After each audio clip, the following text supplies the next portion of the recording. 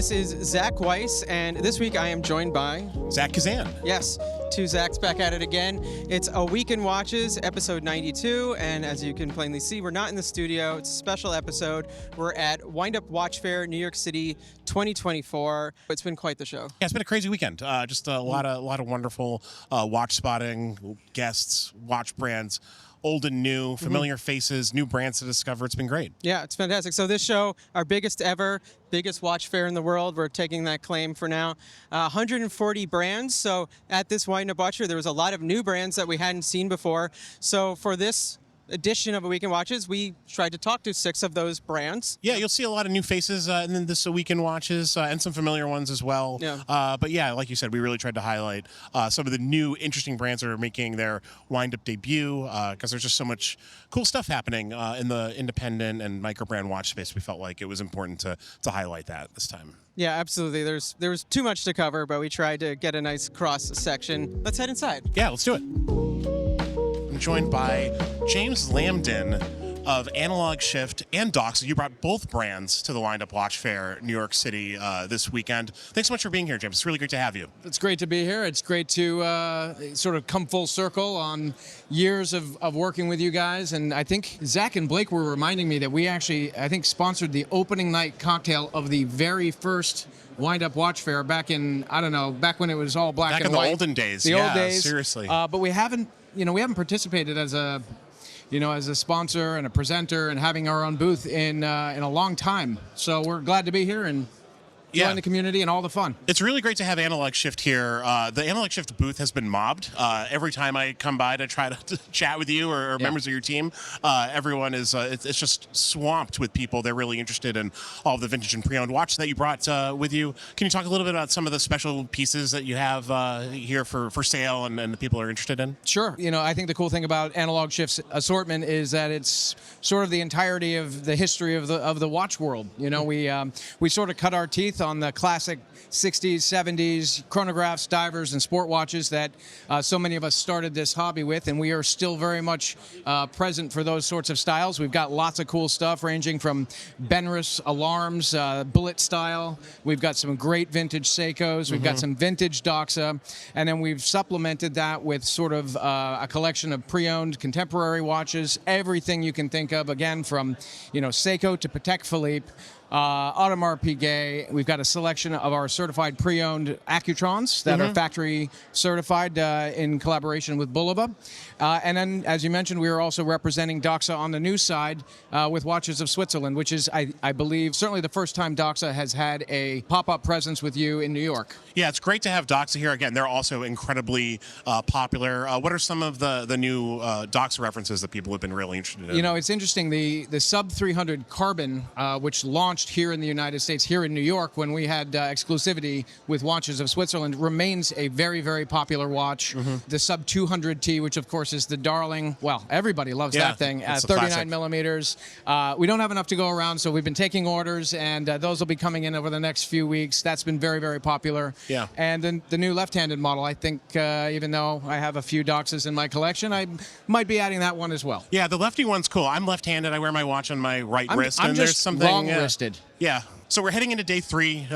We just opened doors. The crowds are starting here. I'm curious, just your thoughts on the venue. You mentioned, the early days Chelsea Market. We're in a room right now, which is a small percentage of the total venue. It's like pretty close to the size of that Chelsea Market pop-up room that we had. For sure. Just like thoughts on the venue here, Center 415. Well, first and foremost, this is a great find. This location, it's super convenient. There's been a line around the block every time I step out to go grab a coffee or meet with somebody for lunch. The line just gets longer. My understanding is that we've already had record attendance compared to any previous wind-up, so that's wildly impressive, and thank goodness you found this place. But I got to say, if you guys keep doing this at this scale, you're going to need a bigger boat. Well, thank you so much, James. It's really a pleasure to chat with you. Congratulations on the success of Analog Shift and Doxa. We love seeing those brands here, and enjoy the rest of day 3 of the show. Thank you so much. It's truly a pleasure and an honor to be participating with all of you here at Windup.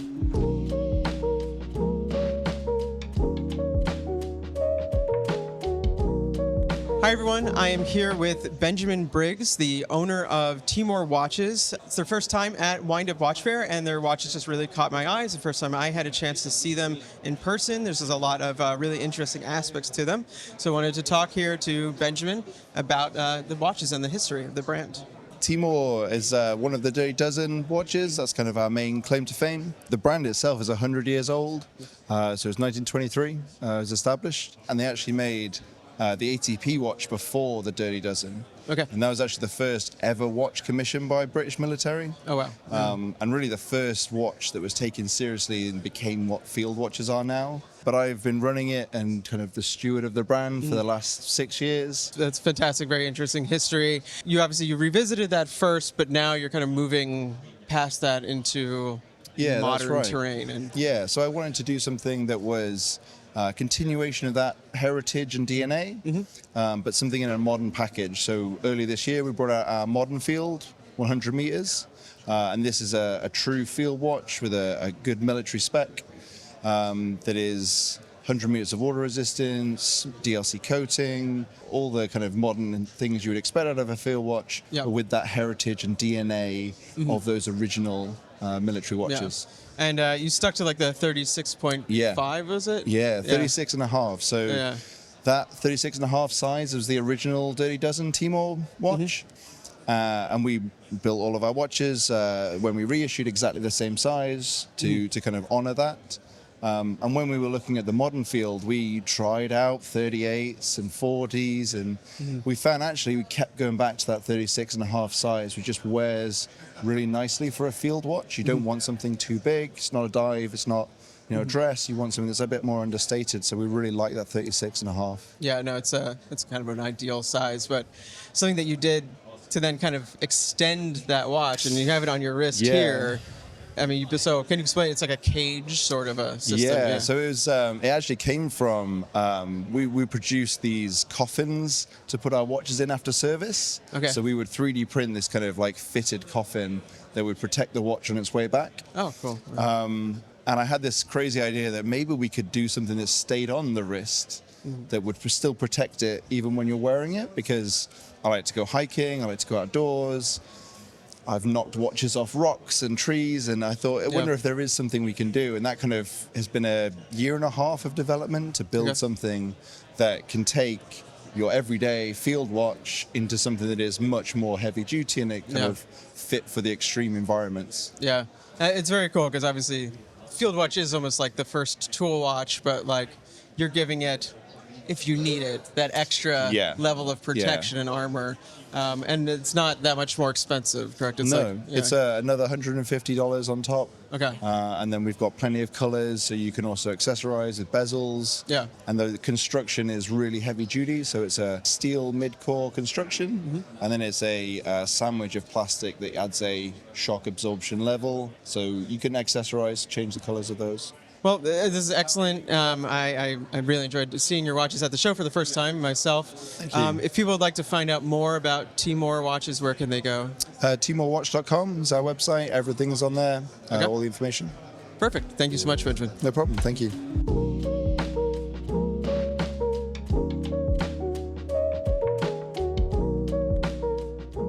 I'm here at the Windup Watch Fair in New York City, joined by Roy from Kuo. Kuo is a brand from Kyoto. You guys have come all the way from Japan to the Windup Watch Fair in New York City. Thanks so much for being here. No problem. It's been a joy being here. We've been blown away by how great it has been. This is your first Windup Watch Fair? This is our first time out of the country for the brand, actually. Oh, wow. That's great. That's wonderful. Thank you for joining us, making us your first visit outside Japan. It's been great. We've been blown away by how much support we've had from Windup. It's been a great experience for us. I'm really glad to hear that. Why don't you tell us and our viewers a little bit about the Kuo watch collection? What makes your brand distinctive? So our brand came about when our founder, Kenji Uchimoto, when he was in college, he did study abroad for a semester. He was in London. He saw some classic watches on sale in store windows, and he really fell in love with those designs. So when he came back to Japan and he was working for a watch company, he sort of wanted to bring those designs to the public. So around 2020, he started his own brand, Kuo Kyoto. From then, we've been making classically inspired designs. We hand make them all in Kyoto using Japanese-made movements from either Seiko or Citizen, and that's pretty much the brand. They're really beautiful. I noticed just kind of looking at the table here, a lot of them are marked sold out. So yeah, I think we might have underestimated how much stock we should have brought to the fair. We've been blown away by how many people have stopped by and how much we've been able to interact with our customers. That's great to hear. I'm glad they're resonating with folks here at the fair. Is there one model in particular that you feel kind of like represents the Kuo brand or that people are really responding to here? A really popular model for the brand has been our Royal Smith 90006. It's based off sort of classic dress watch designs, but we've sort of added a little bit of a modern touch to it. It uses a Miyota 9039 movement with a custom rotor and exhibition back to sort of show that off. Yeah, looks great. We have a waffle texture to the dial and loom on the hands and indexes. It also has a screw-down crown, so it's got a little bit stronger water resistance, around 10 bar. It's been a very popular watch. It's a little bit on the smaller side, 35 millimeters, but since it's a little dress style, it fits for almost anyone. It looks like it has like a vintage watch flavor to me, like in a really, really nice way. One more model we're really excited about. It's our Sombrero 90 Tech 011. It is a sort of compressor style diver. The name's inspired by the Sombrero Galaxy, one of the most beautiful in the universe. It has a sort of linen texture finish to the dial, screw-down crowns, and eternal rotating bezel. We're really excited to bring this out, so it'll launch sometime next month. So we hope y'all are interested in the model. Dial texture looks really great. Yeah, it's hard to catch on camera, but it looks great in real life. Yeah, Yes. What's the price range that we're talking about here So with the Kuo Kuo's brand? price range is from around $300 to around $900. Okay. Our cheapest model is a quartz, sort of classically designed small second watch. And our most expensive model is the Royal Smith 90010. It's sort of a classic triple calendar watch. It has either a panda finish on the dial or a just straight grainy finish with heat blued hands. They look great. Really nice stuff, Roy. Thank you so much for showing us. Where can viewers find more information about your brand, either on Instagram or online? Yes, sir. We have an Instagram, and we also have a website, kuotacen.com. So you can drop by there or visit us on Instagram at any time. Awesome. Thank you so much, Roy. Really appreciate it. No problem. Thanks for dropping by. Of course. And now a quick word from our sponsor, Trafford Watch Co., with their new Touring GMT. Inspired by the resilience and energy of the modern touring band, the watch is a tribute to the connections we make through music. Their latest release measures in at 39 millimeters in diameter in a 3/16 stainless steel case, with both a soft Italian leather 20 millimeter strap and a 20 millimeter Perlon pass-through style strap included. This watch offers 10 ATM of water resistance, meaning it is ready to rock as hard as you are. A Miyota 9075 movement inside maintains a power reserve of 42 hours. The Touring GMT comes in 3 colorways, each inspired by a famous music venue in the United States. The Los Angeles Troubadour venue is reflected in a white dial with a 2-tone green AM and PM indicator ring for the yellow GMT pointer. The Bluebird in Nashville brings a deep blue dial with yellow and orange used smartly for numbers and hands. And finally, Austin's own Saxon Pub inspires a black dial with white indices and a black and white ring to contrast the teal hands and orange GMT pointer. Retailing at $8.99, check out the Touring GMT at TraffordWatchCo.com. That's TraffordWatchCo.com.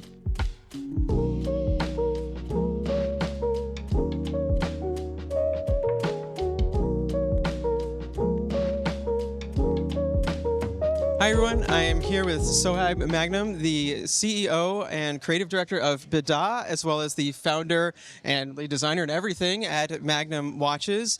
Sohaib, thank you so much for joining me. I would love it if you could just tell us a little bit about your brands and your experience here. So, my name is Sohaib. Thank you for having me, Zach. This is my first time in New York, and we're bringing 2 brands with us. So, Buci and Magnum. They're both relatively new brands. With one of them, I explore more traditional watchmaking, and then with the other, I explore what goes on here, so a more creative side of watchmaking. The Eclipse watch, can you just tell us a little about the inspiration there? And I mean, it has a unique time display as well. Just you could go into it in a little detail. So, I love to inject some creativity in watches, wherever they are, and for this brand or that brand.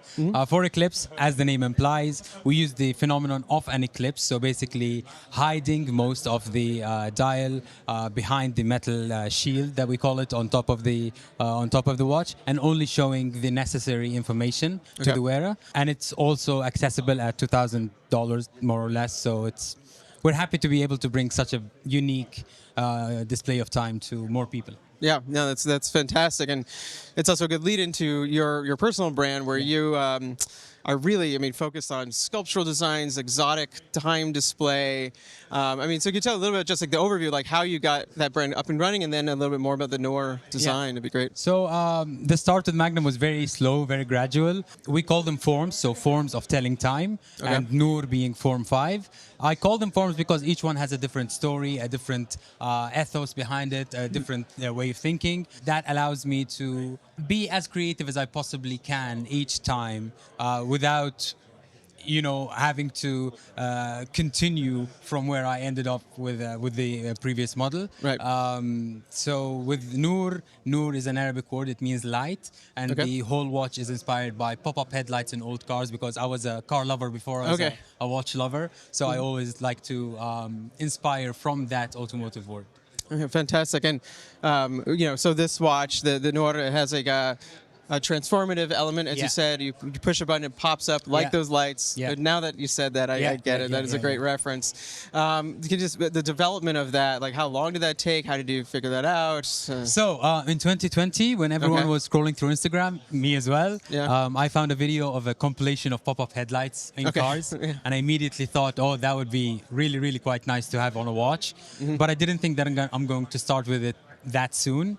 I shared it to my Instagram just because everyone does that. And then my father, who is not a watch aficionado by any means, he also said, you should make a watch out of that.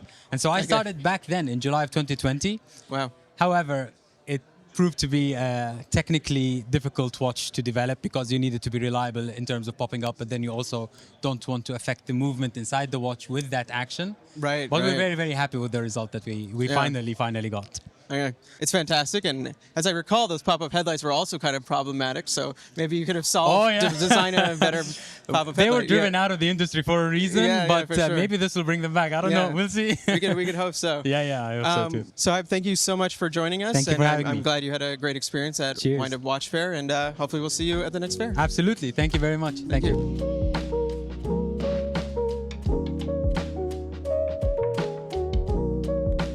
I'm here with Nusema from Buci Watch, a really great new independent watch brand with some uncommonly beautiful dials. Nusema, thank you so much for being here at Windup Watch Fair. Thank you, Zach. I'm really excited to be there. So that's my first watch fair ever in US.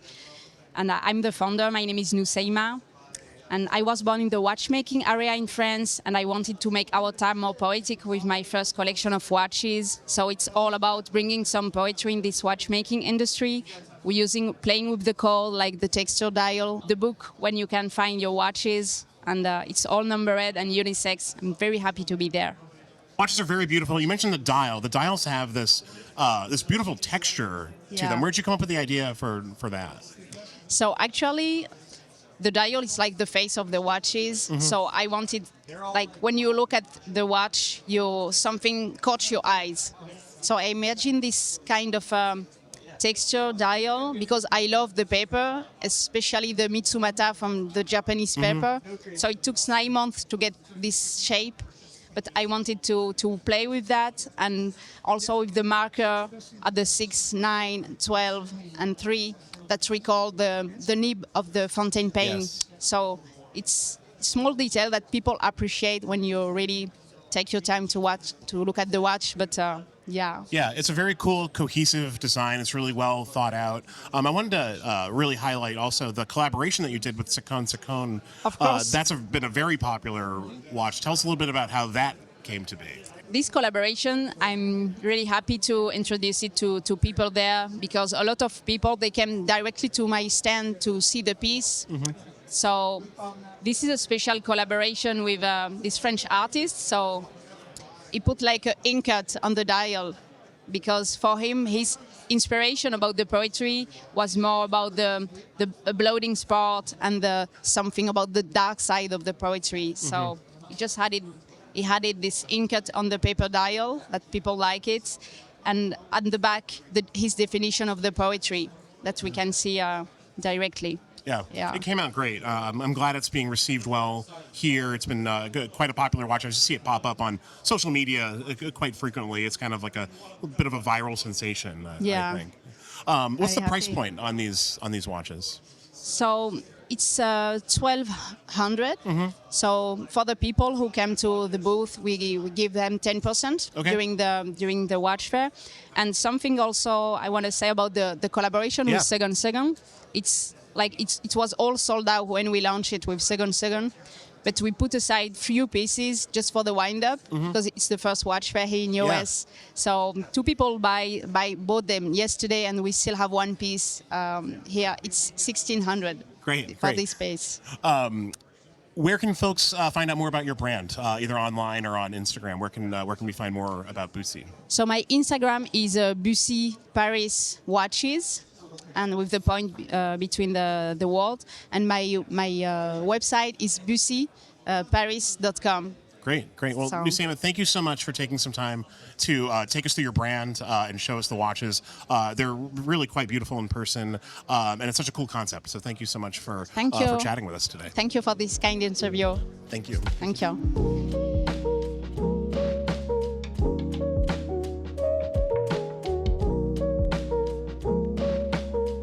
Hi everyone, I am here now with Lawrence de Rijke, the founder of Rijke Co watches, a very fascinating brand that I actually reviewed a watch of 2 or 3 years ago. Has a very unique case construction, and this year at the fair they're showing a really beautiful dial that has I think taken a lot of people by surprise. So I would love to find out more about the brand, how you founded it, your ideas, and a little bit about the process of this new watch. Well, thank you, first of all, for having me. It's really nice, really good show. We really appreciate it, and it's really nice.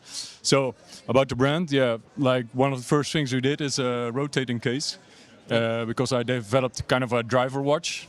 So you can tilt the dial on an angle, but you can also wear it as a normal watch. That was the first edition I did, was the Amalfi series, named after the Amalfi Coast, which for me was a dream destination to ride to with my car or with my motorcycle. And from this series, we evolved this year to an enameled series. And this is evolving around, or this is around the Amalfi Coast. And we have a theme, the land, the sea and the air, with a famous Italian boat on the water, a plane in sky, and the car on the land, the Italian car. These are hand enameled dials, and they are largely made in-house, and we work together with an enameler from the UK who does the enameling for us. We do the pet printing, and we apply the feet, and then assembly, of course. And next to that, some people, or most people, know me now for the Miffy watches. We did a collaboration with Miffy, and this was a huge success. And we have a few new versions coming this November, and this will be the last we are doing. So with the cloisonné enamel dials, that's a process that is typically only available in very high-end watches, and the watch you're making its price around $3,700, so a much more accessible version of this. Can you just tell us a little bit about the process of making those dials? How many are made, and Oh, sure. It's a really limited edition. It's 3 times 25, so 25 pieces per version. Basically, the process is, one of the first steps is that we make the base dial from 925 silver. We start with a square plate, we turn it, we drill a hole, and then we have a fiber laser in our workshop, and we etch away all the material. Like in the old days, they used to carve it out, or they used the wiring, but we chose for a more modern technique, and this makes it also a bit more accessible, because there's a bit less handwork in that sense. But of course, still the enameling. This guy, the enamel, normally it's just a powder. It's glass basically. You make it wet, and then with a tiny brush, you apply it like painting an artwork. and he has to fill all the tiny gaps. So if you see on the car, we have the headlines, and he has to fill the headlights with a small tiny brush, and then he fires it, and he has to repeat this process like 10 times till it's all filled up, and then the final finishing, the final polishing on top of that. Yep. So it's a really intensive and really labor intensive process, and it takes a lot of knowledge. In the beginning, I tried to do it myself. I did I think there were like 100 trials, but I realized soon enough that the enameling it had to be done by specialists. So we are happy to collaborate with a guy from the UK. It's a family-owned company, and they've been doing this for 2 generations now. And it's super fascinating, super nice. Yep. The dials are really striking in person. They have like a really remarkable depth to them and sort of a texture to the color. It's really great to see them in person for me. So you really have to see them in real life to understand it. But if you're into watches and you want to see 140 plus watch brands, think about October next year, 2025. We'll be sure to remind you then.